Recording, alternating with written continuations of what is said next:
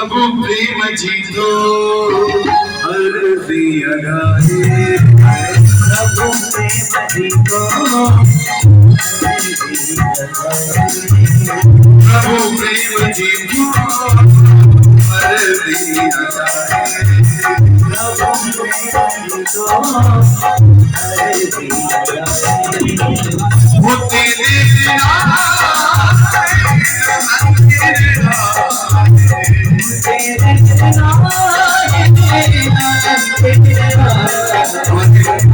अगर तुम जब ये वचन गाते दोगे तो बोलते देर आए अंधेर ना कहता नहीं, ये हमारे मन का भाव है, हमारे मन का ज्ञान है।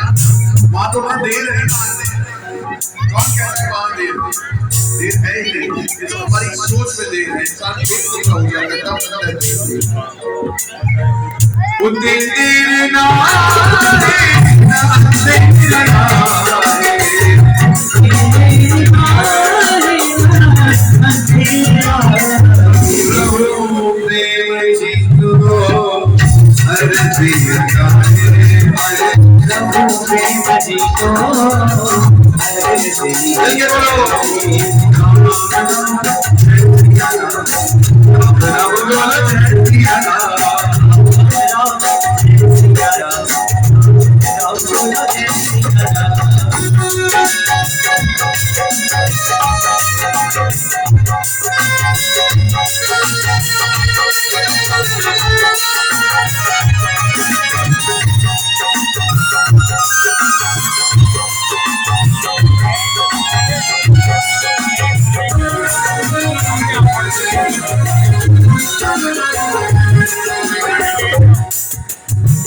प्रभु जी संभाले देर समझे, प्रभु जी संभाले देर समझे,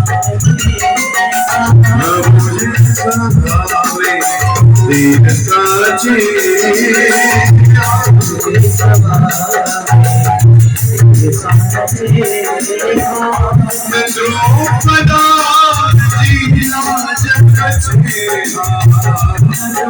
द्रौपदा जी लाज कछे, द्रौपदा जी लाज कछे,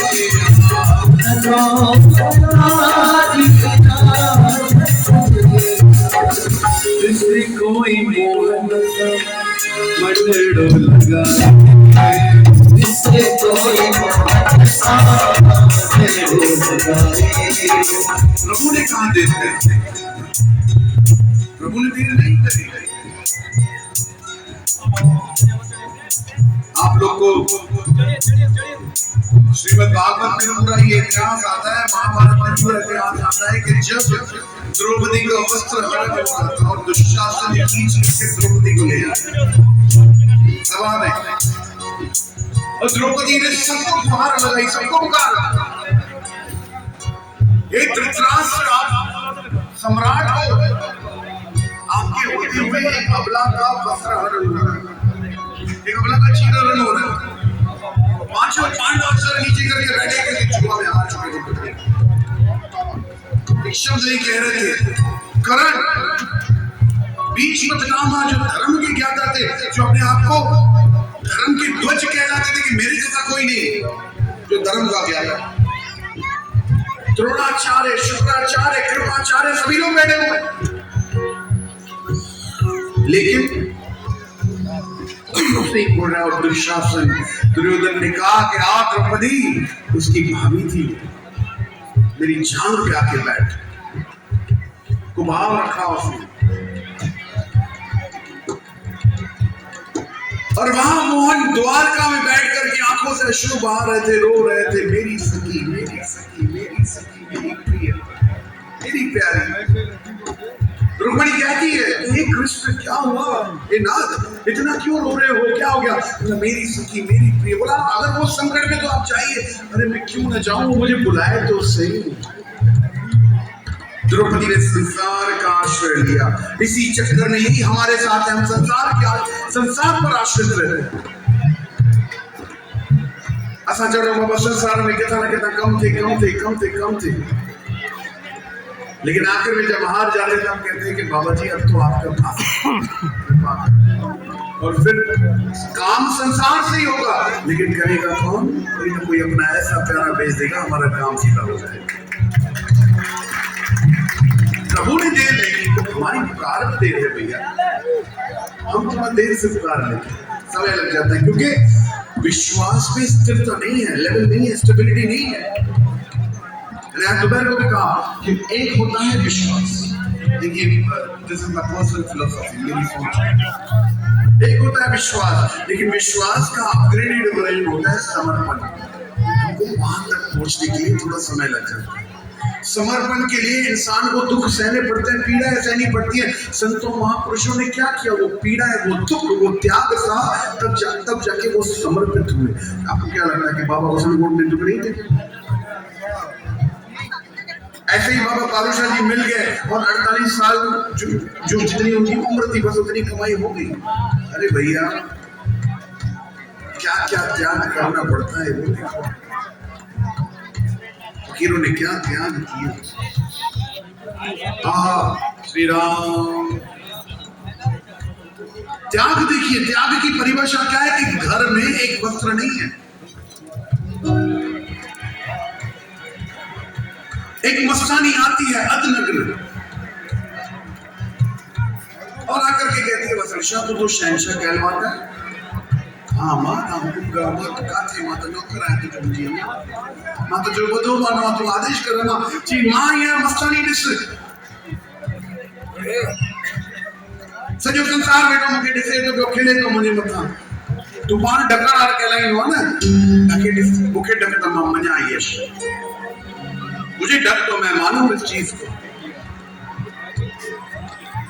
सदगुरु ने भक्त से कहा कि जल्दी जाओ ऊपर, अमरू माँ बैठी होगी, उनसे जाकर कहो एक वस्त्र दे दो जल्दी से, एक मस्तान नहीं हो सकता।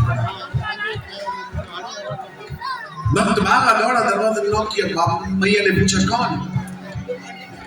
बोला अम्मा साईं ने एक वस्त्र कहा है देने के लिए, एक मस्तानी आई है, अदनग्न उसे ढकना है। मैया की आंखों में आंसू आ गया, कहा सब कुछ मालूम, साईं से जाके कहो सब कुछ मालूम, पियनू क्या कहिए चीज सुना, कर खशमाना रहमदा संत वर्ती तेरी रजा। साईं सवाल आपको पता है, आप खुद खुदा हो, आप मेरे दाता हो, कुछ छुपा हुआ नहीं है। क्यों कहा मैया? इतनी मिस्कीनी आ चुकी थी। अरे वो तो राजा थे, वो चाहे तो अपना स्थान उठाते तो पता नहीं क्या क्या मिलता पीछे, लेकिन उन्होंने प्रभु के बाणी को सत्य माना, इन परीक्षाओं को सत्य माना। आपको क्या लगता है संतों को परीक्षा नहीं देनी पड़ती है? हर घड़ी हर पल संतों को भी परीक्षा देनी पड़ती है संसार में, तब तो जाके मंजिल मिलती है। अरे तो मंजिल मिलती है, सॉरी यार मंजिल मिलती।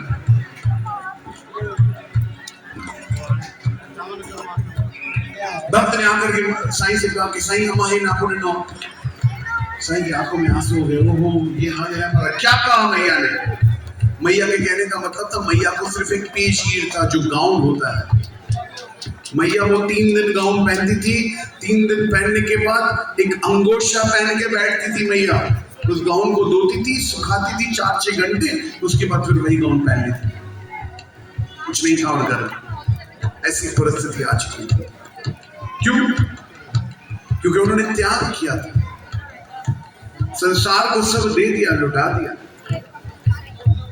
सब दफ्तर देश ने दरिया शाह के बाबा आज का को तो डीजे भी तो वठजे भी तो असा छुटल तो दरिया शाह भी तो झूलन साईं भी तो परीक्षा वठंदो न, यही थोड़ी लकब मिलन।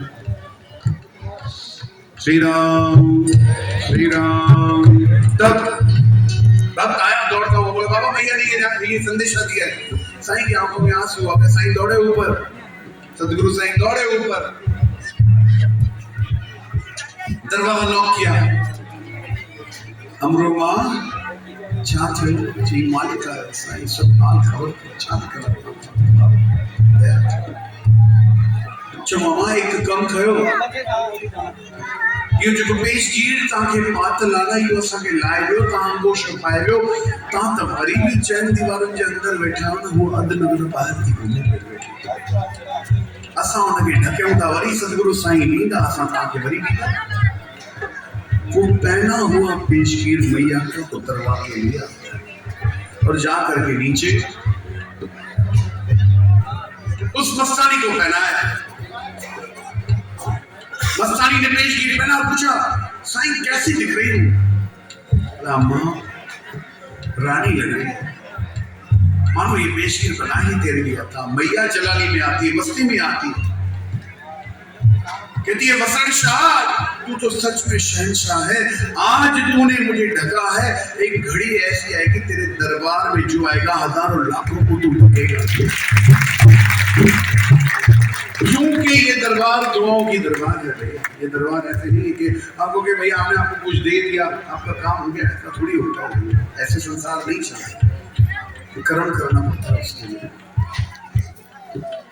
इबादत करन दे नाल गल बढ़ती है, किसी दी अज बढ़ती है तो किसी दी कल बढ़ती है, पर बढ़ती है। इबादत कर, भक्ति कर, सेवा कर, सिमरन कर, त्याग कर। प्रभु जी सभा में देर साचे आप, द्रौपदा जी न लाज बचा। द्रौपदी को बुलाने में समय लग गया। जब हार गई द्रौपदी पूरे संसार से, जब उसे देखा मेरे पति मेरे नहीं है इस वक्त, तब द्रौपदी ने पुकार लगाई, हे गोविंद, एक कन्हैया, अब तेरा आसरा। और उसके मुख से ये शब्द निकलना, कृष्ण की उंगली का ऊपर आना, और ऐसा ढका द्रौपदी को कि दुशासन गिर गया। जिसके शरीर में 100 हाथियों का बल था वो बेहोश हो, लेकिन वो साड़ी कम नहीं हुई। क्यों? ऐसा क्या किया द्रौपदी? मान लो द्रौपदी ने भी त्याग किया था, तब तो कृष्ण उसके साथ था। प्रभु जे सभा में देर साचे, द्रौपदा जी लाज बचे। प्रभु प्रेम के हैं, प्रभु प्रेम जी तो अर्जी लगाए। संत कौन है? प्रेम के है ना, किस चीज के। हमारा बार बार क्यों मन करता है कि एक तो हमारे सदगुरु की दरबार है, दूसरा सिंध वालों का प्रेम भी ऐसे बार बार पूछ लेते हैं। ऐसे नहीं कि हिंदुस्तान में प्रेम नहीं है, प्रेम है। ये बोल रहा प्रेम आएगा ना नहीं, क्या सबूत है बैठा तो अब डेढ़ महीना है तो 1.5 साल रही हो।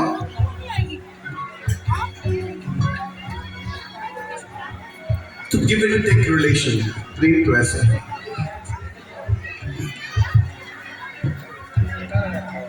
प्रभु के दरबार में जाना है तो भाव से जाना है, वरना जाना नहीं, जाने का कोई फायदा ही नहीं। अहंकार लेके जाओगे। गुरु क्या है? गुरु कैसे नवाजते हैं? प्रभु परमात्मा भी सिखाते हैं कि गुरु का नवाजना कैसा है। जब प्रभु परमात्मा से भी आगे, प्रभु परमात्मा वेदों ग्रंथों में भी गुरुओं के बारे में जब बात आई तो कलम टूट गई। बोला गुरु की महिमा अनंत है, गुरुओं की महिमा अनंत है। कैसे? कृष्ण पर भी गुरु कृपा हुई। भगवान कृष्ण लीलाधारी प्रभु परमात्मा जिन्होंने लीला बनाई, उन पर भी कृपा गुरु की हुई। ये बड़ा सुंदर इतिहास आता है, बड़ा सुंदर वर्णन आ रहा है। मैं 2-3 दिन से ये इतिहास पढ़ रहा था। ऋषि दुर्वासा का नाम सुना है आप लोगों ने? किसे सुना है? करके बताएं। बहुत गुस्से वाले थे, एक सेकंड में शाप दे देते थे, एक सेकंड में बद्दुआ दे देते थे। लेकिन वो बद्दुआ ऐसे नहीं देते, वो बद्दुआ काम करती थी, जादू होता था उसमें। बद्दुआ के रूप में वो दुआ होती थी। ऋषि दुर्वासा एक दिन रिटर्न करते करते पहुंच गए द्वारका के बाद। द्वारकाधीश थे कृष्ण, द्वारका शहर के राजा थे। श्री राम श्री राम। हम गुरु महिमा की बात करते हैं। एक भक्त से कहा, जाओ जाके कृष्ण से कहो। ऋषि दुर्वासा द्वारका के द्वार पे खड़े। शिष्य गया और जैसे कृष्ण को मैसेज मिला, कृष्ण नंगे पांव दौड़ के पहुंचे ऋषि दुर्वासा के चरणों में जाकर के बैठ गए। विनती करी, आग्रह किया, हे प्रभु, हे प्रभु, नगरी में चलिए, महल में चलिए, आपका स्वागत है। बोला कृष्ण चलूंगा तो सही, लेकिन एक शर्त है। श्री राम। कृष्ण मैं चलूंगा लेकिन एक शर्त है। बोला प्रभु आप जो आदेश करेंगे, मैं तुम्हारे रथ पे बैठकर चलूंगा, लेकिन रथ तुम्हारे घोड़े नहीं चलाएंगे। रथ पर मैं बैठूंगा, उस रथ के आगे तुम और रुक्मिणी अगर उस रथ को चलाओगे तो ही। मैं चलूंगा। प्रभु मंजूर है। उन्होंने अपने पत्नी से पूछा नहीं, सीधा गए दौड़े, रुक्मिणी जी से कहा कि दुर्वासा ऋषि ने ये शर्त रखी है, बोला मैं बिल्कुल चलूंगा। सीधा आ गए। अब रथ को कौन हाँक रहा है? ऋषि दुर्वासा बैठे हैं और कृष्ण आगे रथ को पकड़ के, द्रौपदी जी आगे लथपथ पसीने में, मिट्टी में लथपथ चला रहे हैं। दुनिया देख रही है, संसार देख रहे हैं, द्वारकाधीश रथ को खींच रहे हैं। एक शर्त पूरी कर। दरबार पहुंचे, महल में पहुंचे, उन्हें अपने आसन पर बिठाया, उनके चरण पादुका को धोया, चरणों को धोया, चरणामृत बना के दिया, गुरु महिमा देगी। प्रभु भोजन खाइए। हमें भोजन नहीं खाना क्योंकि बड़े क्रोधी ऋषि, हमें भोजन नहीं खाना। आप जो आदे, हम खीर खाएंगे। एक खीर का बड़ा हांडा आ गया, हम खीर खाएंगे। उन्होंने एक खीर जैसे पिया और झूठा खीर दे दिया। बोला कृष्ण ये अपने शरीर पर लगाओ। आसपास के लोग तो क्रोधित हो रहे थे कि ऋषि दुर्वासा कर क्या रहे हैं? द्वारकाधीश कृष्ण प्रभु भगवान श्री कृष्ण लीलाधारी कृष्ण से कह रहे हैं कि अपना झूठा दूध दे रहे अपने शरीर पे लगाने। कृष्ण कहा अहो भाग्य प्रभु दीजिए। भगवान कृष्ण ने अपने सर पर, शरीर पर, हर जगह दूध लगाया। जब पैरों की बारी आई रुक गए। ऋषि दुर्वासा ने कहा क्या हुआ कृष्ण? बोला प्रभु ये तो महाप्रसाद है, ये मैं अपने पैरों पे कैसे लगाऊं? ऋषि इतने प्रसन्न हुए, कहा कृष्ण आज मैं तुम्हें वरदान दे रहा हूं कि तुमने जहां जहां खीर मलाई वो तुम्हारा शरीर वज्र का बन जाएगा, लोहे का बन जाएगा। शरीर तो शरीर होगा लेकिन उसे कोई आंच भी नहीं पहुंचेगा, चोट भी नहीं पहुंचेगा। इसलिए आपने देखा जब महाभारत की लड़ाई हो रही थी, इतने तीर चल रहे थे, सब कुछ हो रहा था, लेकिन कृष्ण के शरीर को कुछ नहीं हो रहा था। और कृष्ण की अंतिम घड़ी में उस तीर भी पैर में लगा। ये होती है गुरु कृपा। सिंध के संतों की बात कर लो, गुरु कृपा। साईं बसंतगोड जी पर कृपा हुई, शहंशाह सदगुरु बाबा फारूशाह दातार की, और यहाँ कृपा हुई साईं सतराम दास जी की, भगत साहब साईं कंवर राम जी के। इतिहास बन गया। ऐसा ऐसा संत, ऐसा भगत, ये तो भगत लॉजिकली देखे तो, लेकिन करनी उनकी जो थी, ऐसी संतों वाली करनी उनकी बनी कि आज पूरे हिंदुस्तान की अगर मैं बात कर लूं तो हिंदुस्तान में अगर 365 दिन है तो 725 तो बरसियां लगती है बाबा कंवर राम जी की। That means 2 वर्षियां दिन में। ऐसा कौन सा संत है? क्यों? खेल पूरा दुआओं का है। अब देखिए हम संतों को तो बहुत मानते हैं, हम बहुत सारे सत्संग सुनते हैं, हम बहुत सारा भजन सुनते हैं, लेकिन क्या हम उन भजनों पे, उन सत्संग पे चलते हैं? क्या संतों के जीवन पे हमने देखा कि कितना त्याग संत करते हैं? भगत साहब साईं कंवर राम जी की निवृत्त का एक प्रसंग आता है। जोड़ी किसके लिए करते थे वो? कजले कंदा जोड़ी आवा गरीबन जले पैणो मैसेज आसा जले उन्हें जी जीवन जो पैणो मैसेज, दुनिया भर का धन कमा लो लेकिन कुछ लुटाओ। सच जो सौदो कर तू वे ही नाले धनी जे डिस कुछ नहीं तुझो भाग चली दे ठाए आहे सजन मुझो आहे की मां जवाब। दूसरा मैसेज खास करे सिंधु वारनि जे, सिंधु वारनि में प्रेम ॾाढो प्रेम आहे, पर किथे किथे ॾिसणो आहे हुजत बि ॾाढी, दिल में न कजो। जेकी सच्चाई आहे फ़कीर जे दर ते अचिजे निवड़त ऐं न्याज़ असां हिकु ॾींहुं अॾिजी वेंदे उन्हनि जे राज़। एक बार ध्यान में रखिएगा, ये जितने भी संत महापुरुष है ना वो शेर है, और शेरों की संतान भी शेर ही होती है, ध्यान में रखिएगा। इसीलिए थोड़ा सवाल जय भी संत वटि वञो, जय भी दरवेश वटि वञो, क्रिया पे आओ, झुकिया पे आओ,